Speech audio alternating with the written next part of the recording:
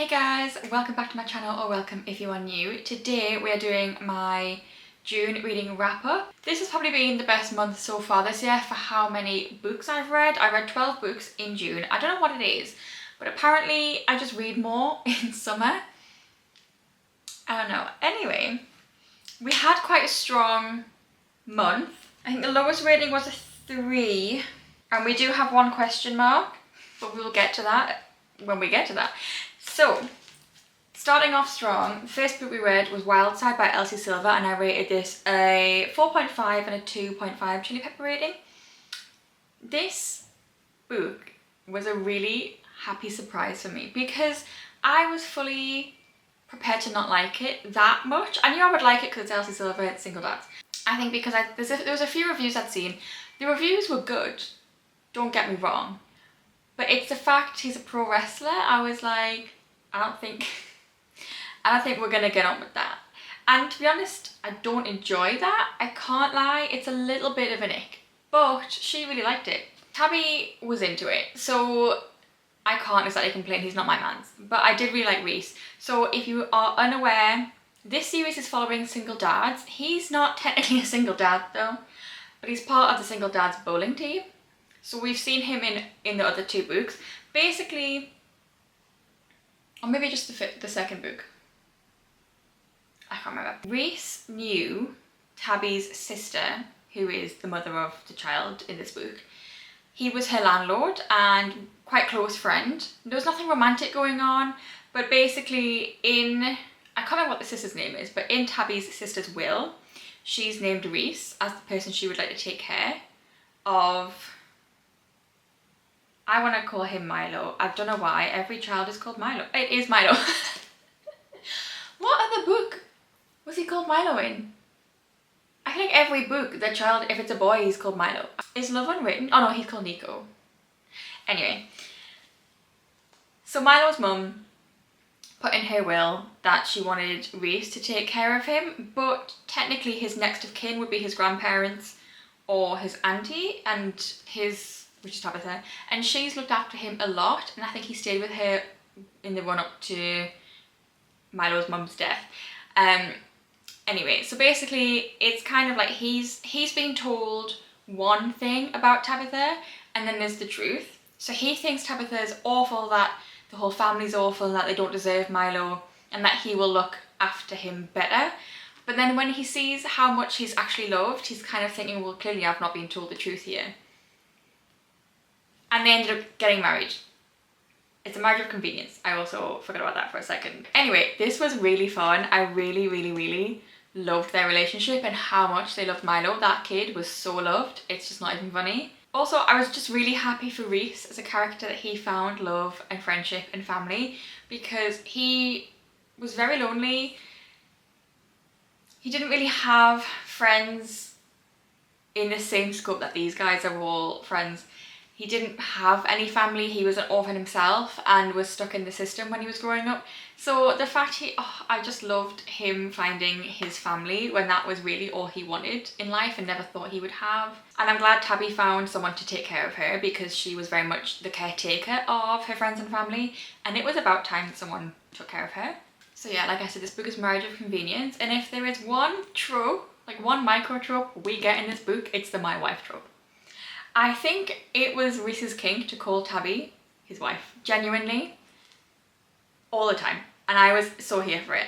And also the fact, right, okay, the build-up of their relationship was fun, but them being together was also really fun. Like, I really enjoyed seeing them together, and their banter, like before and after there was like feelings involved, the banter was just top-notch. I loved it. So yeah, this one, I don't know if this one or Wild Love is my favourite out of the series, but they're probably like a very close. I think Wild Love was also 4.5, so I kind of choose at the moment between the 2 of them because I really did love Ford. So yeah, a strong start to the month. Okay, next I read The Book of Asriel by Anne Bovina Cole. This one I rated 4 stars and 2 chili pepper rating. There wasn't a lot of spice. We started to get into a bit of romance in this book towards the end. This book is true enemies to lovers, and by true I mean true. Are they enemies for long? No, but this guy fully tortures her. with no remorse, no guilt. But then they become friends, and then they kind of start becoming lovers, and I'm here for it, okay? I'll give you a brief synopsis of the book. We've got Diana. She is kind of indebted to this really powerful being, we don't fully know what he is yet, called Caden, in return for basically saving her sister. So her and her sister are now immortal. Her sister is just immortal but lives and acts like a human. She's been made into this like breed of monster called an Igmaruthin. For the most part, I think they're born, they're just like a regular creature, but she's been made into one, and she's the only successful like experiment of being made into an Igmaruthin. Every other time Caden's tried to do that, they've become these like lesser monsters, but they're still really like they're not good beings, like they're very powerful, but it's just they aren't as human as Diana is. So Caden is looking for the Book of Azrael. Why? We're not actually entirely sure. A lot of people don't believe it actually exists. So we've got that storyline. Caden's a bad guy. Okay, Caden's a bad guy. In this, it's kind of bad girl, good guy. But I would argue that because her actions are not her own doing, she's being forced to do it and ordered to do these things, she's not really a bad person. And I would say Samhael or Liam. He goes by Liam for the most part in this book, not Samhael, so I'm going to refer to him as Liam. He is quite morally grey himself. For the most part, he is a good guy, but he definitely does bad things in the name of good. So he has basically made himself quite a recluse. He's kind of become a hermit in the woods type thing. He's completely removed himself from society, even though he's basically like this leader of a full army, of a whole group of people. He kind of lets his inner circle manage all of that, and he goes off to just stew in his guilt and his grief. He finds out one of his inner circle dies, and that brings him back, and that is where he meets Diana, and it kind of goes from there. So yeah, it's true enemies to lovers. The enemies does not last all that long, but considering this book is like 600 pages nearly, and it's every font is slightly smaller than average in this book, which makes every page have a lot more words on it than the average book. So this book felt like it really dragged because my reading pace, normally I read about a page a minute with the average font size, but because this was smaller, it was taking me longer to read a page. So to me, it kind of felt like the book was dragging because it was taking me longer to read a page and therefore taking me longer to read the book in general. I did enjoy every minute I was reading this, but it did feel like I was reading this for ages. It took me 5 days. It's not that bad. And I did tab this because I'm glad I did, because there is it's very info dumpy at the beginning, and I think that also made it hard to get into the book at first, but once we get over the info dump, we're all good. The story is really interesting. It's definitely a fantasy romance, not a romantasy. There's a whole lot of plot going on that is completely aside from the romance, and the romance hasn't really impacted that plot pretty much at all, aside from them working together. But they were working together before there was romance. So I would say the first part of this book, it's a bit info dumpy. You're kind of struggling to figure out what's actually going on. But once her and Liam start working together, it kind of calms down a lot more. It feels a lot more easier to follow, and it's just a lot more enjoyable in general. But I feel like it kind of makes sense because her and Liam are working together, so what she knows, he knows, and vice versa. When she's working for Caden, he is keeping so much from her that actually it's kind of, once I finished reading the book, I realised it was quite a good little writing trick that when you're following Diana with Caden, you have no idea what's going on, because she actually has no idea what's going on because so much is being kept from her. And then you can follow it so much easier when she's with Liam because it's the two of them in this together, and it just works really well. So it's quite a good little writing trick she did there. Whether it was deliberate or not, I don't know. This romance is also quite a slow burn. I really enjoyed the moments where they became friends and they just supported each other. It was really nice, but also the romance, it was pretty good, I won't lie. Also, right, this is gonna sound a little bit, not niche. The moments I enjoyed the most were the in-between moments, when we're talking about character moments I enjoyed the most. Because, okay, the way it felt, if you've played the game The Last of Us or watched someone play the game The Last of Us on YouTube, the in-between moments between Joel and Ellie where they're just walking through a safe zone, you can kind of loot the buildings around, and they're just talking and getting to know each other and having that little bit of banter. You kind of get those moments in here, those moments where maybe they're in a motel because like they're traveling somewhere and they're just having some time, or they're in the car, they're just waiting for something. And it's a calm moment, maybe calm before the storm or just calm before some action. And they're getting to know each other. I just loved those moments. It really gave me The Last of Us vibes, like the game The Last of Us. And I really enjoyed those moments because I felt like those moments are what makes them as a couple, but also them as friends, just feel so real and so genuine. It just gave it a cozy vibe, I don't know. Okay, I will say, story-wise, their first meeting, really cringe. Really cringe. It was like a battle of who could care less, and it was so cringe. And then when she was being tortured by him, she kept calling him baby and like trying to act tough, trying to act badass. I was like, babe, you're cringing me out right now. You don't give me badass vibes. You just feel like you're trying to be hard and you're not, right? It was really cringe. Once we moved on from that, everything was fine. But yeah, at first, I didn't like Diana. She really cringed me out. And Liam was also just a bit of a, like, I don't know, he didn't have a lot of personality at first, but I think it's because it took him a while to open up, which, fair enough. Spice-wise, we didn't get a lot, but it was quality spice. Liam talks you through it, and I was not expecting that. However, I greatly enjoyed that, because Liam, before his whole world got destroyed, was the biggest man whore ever. If it had legs, he was fucking it. If there was multiple people, he was fucking them all. Like, this man did not know how to do anything seriously. He was all about partying and sex. And it was kind of iconic, but yeah, we like Liam. We really like Liam. Oh, but I will say, the way he spoke during it didn't make a whole lot of sense, because when he speaks just in his regular life, he sounds like a god. Like the way his vernacular, just the way he speaks was very ever so. It was very posh. It sounded like a world leader, if that makes sense. And then all of a sudden, this is a man who, bear in mind, had to learn her language and had to learn it in like an hour. So he's a really smart guy. He can just pick up languages in the drop of a hat. But she would say things and he'd get a little bit confused. So I don't understand how he learned to talk dirty in this context. Like, how was he secretly like watching porn to understand the language in that context? Because we don't see a context in which how he would learn how to speak like that in her language. It was just a complete 180. I did enjoy it, but it was a complete 180. Didn't feel 100% believable given the context. So I did really enjoy this book, and I will be reading the second and the third and the fourth when it comes out. I have them. It's such a big book. It's like 700 pages, and this one felt long as it was because of the font size. So I'll get around to it eventually. Okay, next we have King of Envy. Wildside, there was a vlog. It's not up yet.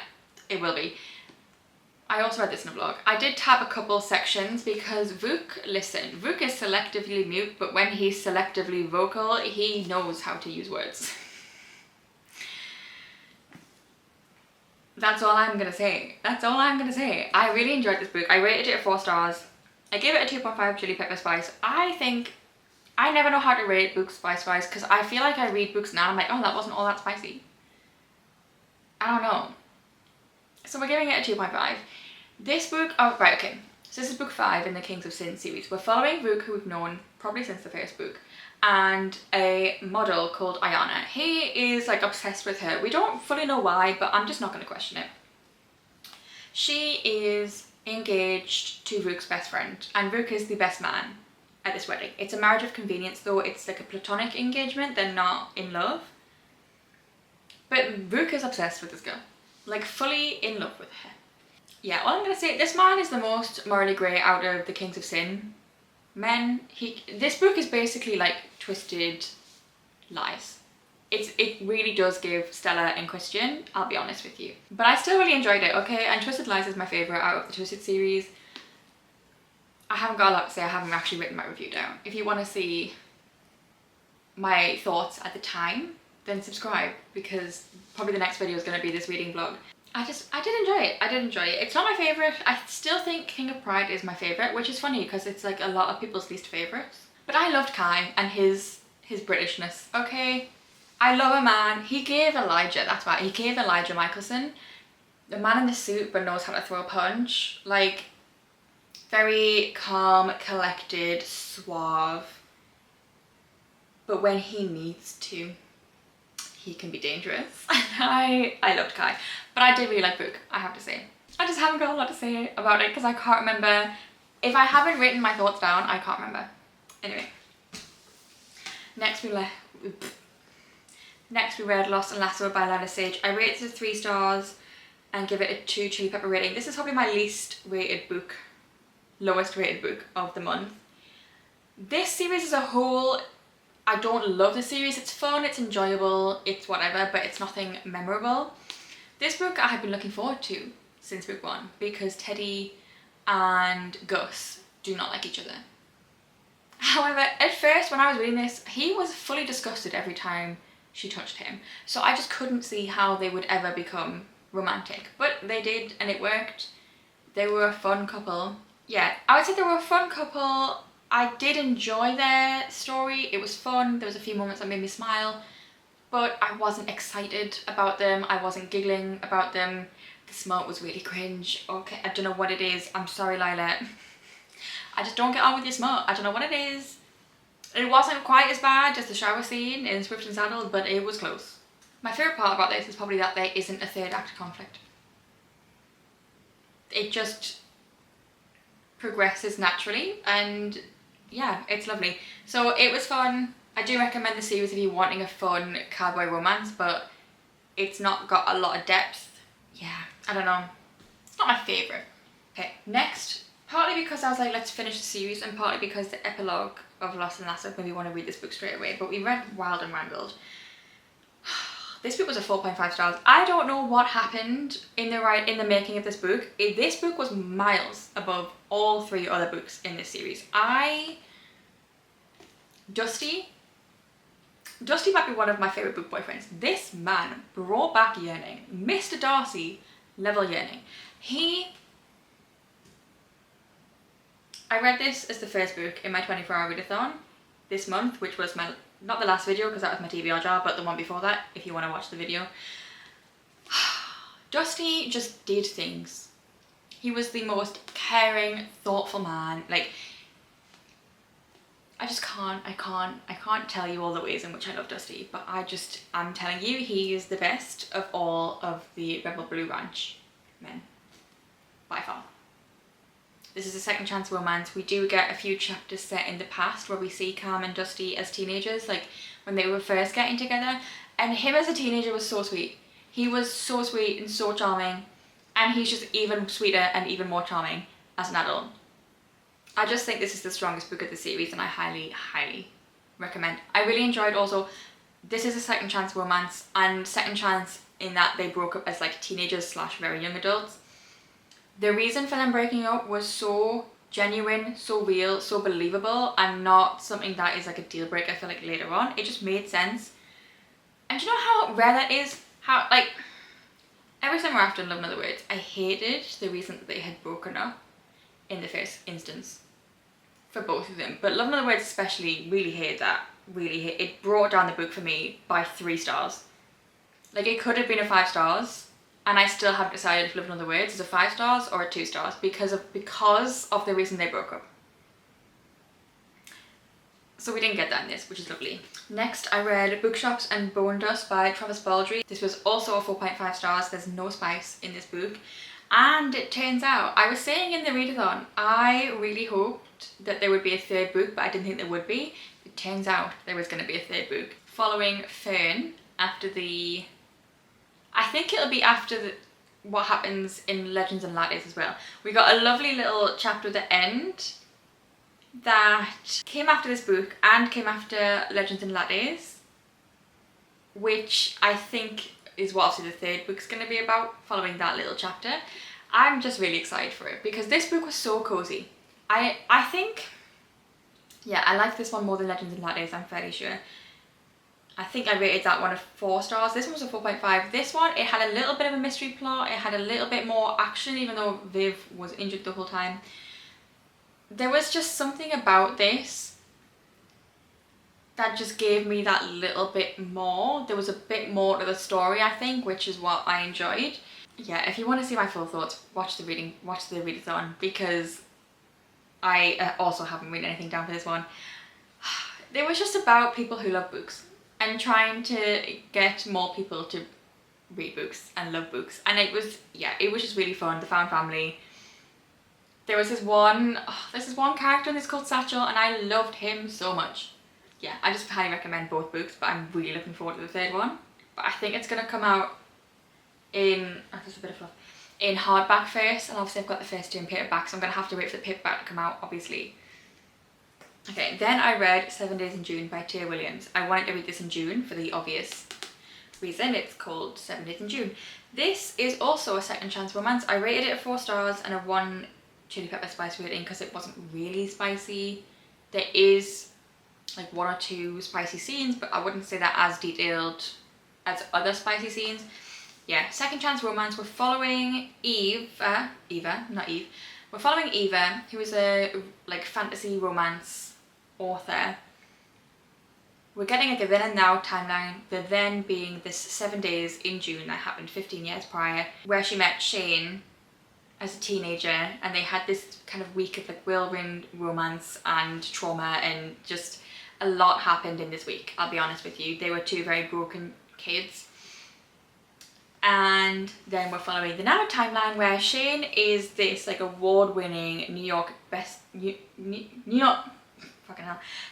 Times best-selling author, and they've kind of been writing about / to each other this whole time, and it's about them reconnecting. And I won't give you more than that because I think you don't need more than that to go into this book. It was a really good romance. It was so tragic at points, and you can just tell the personal growth that both people have made in that 15 years was a lot. And I think Shane had to go through so much worse and to like get to this point. I don't know. It was really good. I highly recommend this book. It's definitely the kind of romance book that has a lot of depth to it. The romance doesn't take place over very long. It's basically like 2 weeks, but there is just a lot of depth to this story. And also there's a lot of conversation about Black authors and the literary community. Yeah.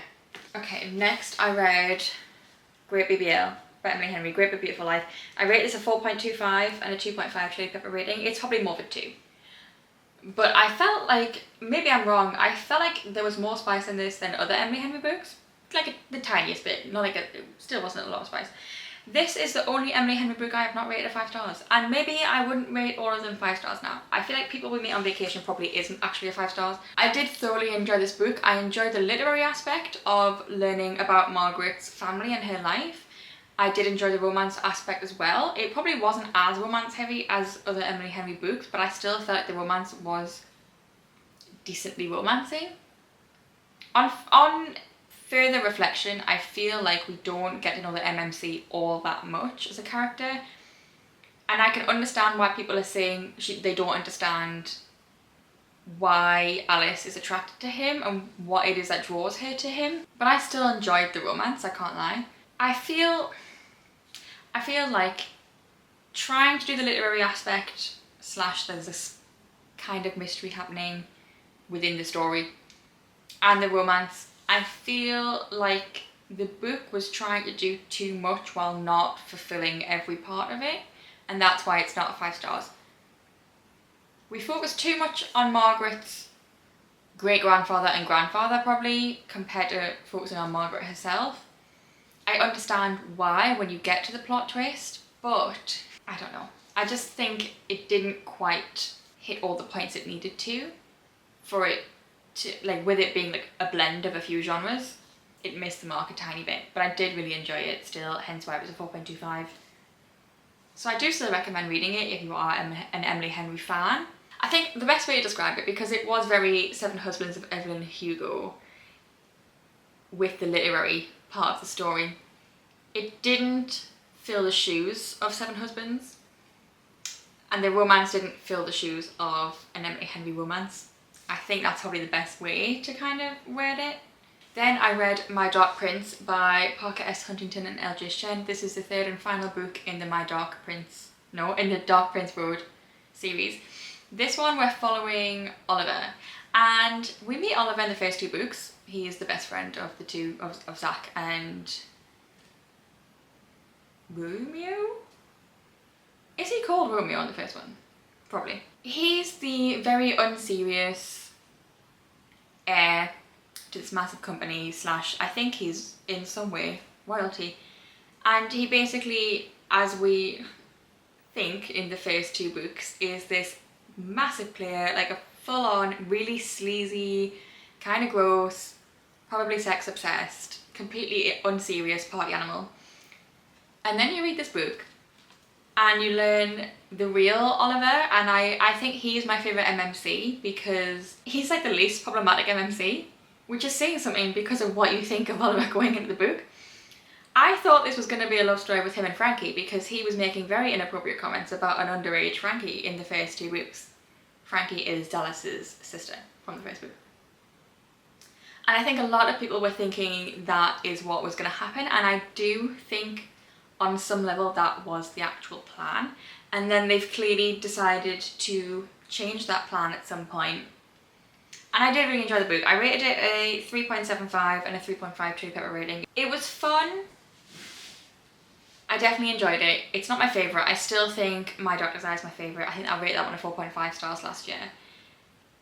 I think you can tell that they decided to go in a different direction for the book, but I'm glad they went in this direction. I think it would have been interesting to see Oliver and Frankie, but it made me uncomfortable, the comments that were made previously. So I'm glad they went down this route. But there was like a cringy thing at the beginning, okay? Again, this is in a reading blog. So she's called Briar Rose, okay? And something happens, this is also second chance romance. I read 3 second chance romances this month. Anyway, yeah, she says in the prologue, they say the best revenge is to not be like your enemy. I grew up to be kind, reliable and responsible, all the things he lacked. Thanks to him, I'm no longer a rose, I am a thorn. And that is the cringiest thing I think I've ever read in a book. Because what do you mean? How is being kind, reliable and responsible a thorn? Like, no, babe, you're a rose. Like, that's nice, that's good. You're like, it's the best revenge is to be everything he's not. First of all, that's really cringe. And then being, thanks to him, I'm not a rose, I'm a thorn. First of all, why are you letting a man have so much impact over you? If he's as bad as you say he is, if he's not worth your time, don't let a man make you a thorn. Be a rose if you're going to be a rose. Like, but also, yeah, saying I'm a thorn because you're nice and like you're kind and reliable and responsible, no. Just no. Like, she was nice. She was she was such like a good, kind person. She was the complete opposite of a thorn, and it really annoyed me and cringed me out, and that was just the prologue. But the rest of it I did enjoy. Anyway, okay, then we had my 2 Kindle reads of the month. My goal this year is to read 2 books on Kindle every month. I mean, I did read bits of My Dark Prince, Wildside and King of Envy on my Kindle, I won't lie, but I need to read 2 full books. But I did use my Kindle a lot this month. So I didn't know what I wanted. I didn't want to start a new series, and most of the books I have loaded up on Kindle are starting new series, so I decided to continue a series I haven't read since 2023. And I read Oaths and Omissions by Sav R. Miller. This is the 3rd book in the Monsters and Muses series. So book 1 is Promises and Pomegranates. I enjoyed it, it was fine. Book 2 is Vipers and Virtuosos. Listen, that book was completely unhinged. It was fun, but completely unhinged. I don't think I've rated any of these books higher than a 3.5, I'll be honest. This book, I rated a 3.25 and a 3.5 chili pepper rating. It was spicy. I have 3 problems with this book. I will preface this with the MMC is British. And I'm gonna say that with a little asterisk and say I don't believe him. He's not British. My first qualm with this book, she calls her parents mama and daddy as if she got stuck between the ages of 1 and 5. Listen, I occasionally call my parents mummy and daddy. I do. If I want something, I'm like, mummy. I don't like seriously call them that though. But also mama, like I get there's certain, I think in America, certain states maybe call their like mum mama, or like, and it's got like a bit of a southern twang. Like I get that is completely fine. Mama is new. Mama is, she's not American, she's not British, so like, why is it mama? It makes, I'm very confused. Because if she was British, like mama, it makes more sense. And she's not. He's British. And then daddy, no. Listen, I know it's a rich girl thing to call your dad daddy. That's fine. I just didn't enjoy that. The second thing, his Britishisms are wrong, hence why I do not believe she did the correct. I don't think she researched British slang very well. I don't think his sources were very reliable. The main thing, so, right, okay, I forgot about this, but I'd written it down. They were doing the dance with no pants, although he probably still was wearing his pants, they probably just rolled down. He said she looked smashing, like, not like in that, not like right that second, he wasn't like, oh you look smashing, he just said like she, in this context, like, he basically, I don't know how to explain it, but he did say she looked smashing. And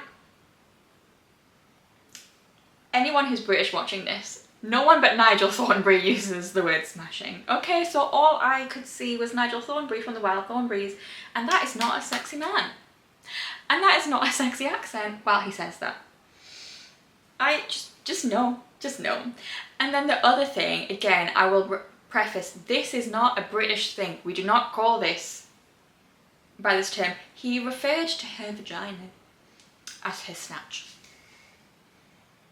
And I'm fairly sure that was her trying to be British about it. We use the same words as Americans. Okay, we do. Or we don't use words at all. Like, we don't use snatch. We don't use snatch. It was gross. I don't like it. So there were my 3 problems. Aside from that, I enjoyed reading the book. I just didn't take it personally. I was just here for the vibes, quite honestly. I do quite like Jonas, who is the MMC, aside from his incorrect Britishness. But her dad and ex can go die very slow, very painful deaths. Thank you. Okay, next, we read the next book, Arrows and Apologies, which is following Jonas's brother. So this one, he's also British, which is why I know she thinks snatch is a British thing, because he uses it in this book too. It's not, we don't use snatch as a word for vaginas, especially not in a sexual context. She's not watching this, but Savar Miller, please, no. Never use that again. Ever. And don't use smashing as a complimentary term. You want to know how we say smashing? If you're Nigel Thornberry, you will say smashing all the time. For anyone out of context, that's a cartoon character. We will say smashing like, oh, how you doing? Oh, smashing. Or you'll just say smashing is like you're on the phone to someone and they're like, yeah, we can do an appointment at that time. Oh, smashing. Yeah, lovely, we'll do that. Like, yeah, I can't. Anyway, in Arrows and Apologies, we rated this a 3.5 and a 4 chili pepper rating. This was the spiciest book this month. We got spicy real quick. We got lusty real quick. The context of the first time they have sex is absolutely unhinged. But I'm here for it because I'm here for something completely unhinged. I'm not here for literary genius. I'm not here for the best plot. I'm not here for the best writing. I am just here for give me some entertainment in any way. And I got it. So yeah, Insta was Insta-lusting, didn't love that. Also didn't love him pulling out her tampon and then going down. Not about that, not about that. That's a hard pass for me. I'll read it, I'm not that bothered, I'm not squeamish. However, I didn't enjoy reading it. So yeah, I really enjoyed it. This was probably the most dramatic between the two. I can't remember the first two books, okay? I read them in 2023. This was very dramatic. There was some danger. There was, yeah, a lot going on. The twist at the end, kind of could see it coming, but I enjoyed it. I think I liked him slightly more than Jonas because he became completely obsessed with the colour blue because her hair was blue, and he built her a pool, even though he was not afraid of water, but he had a whole backstory thing about a pool, and he built her one because she likes to swim. Okay, the final book I read in June was This Is How You Lose the Time More, and this is the book where I don't know how to rate it. There's no surprise. This is basically, it's like a sci-fi, fantasy, sapphic romance. I say sapphic, however, you don't actually know either of the genders of the two. One is more robot at this point than human, and their names are red and blue. So, I mean, we don't ever know their real names. But there is reference to red knowing, not to blue knowing red's real name. Basically, there's this whole time war happening. They're going up and down threads. I think it's got like a multiverse take on the sci-fi thing. It's not just time that they're going through, because they're going through timelines in different universes, I think. So I think you've got strands, and the strand is a different universe in the same multiverse. I don't know. I was so confused reading this because I was at my dad's celebrating Father's Day 2 weeks late because he decided he'd rather go gallivanting on a boat than spend Father's Day with his children. But anyway, no.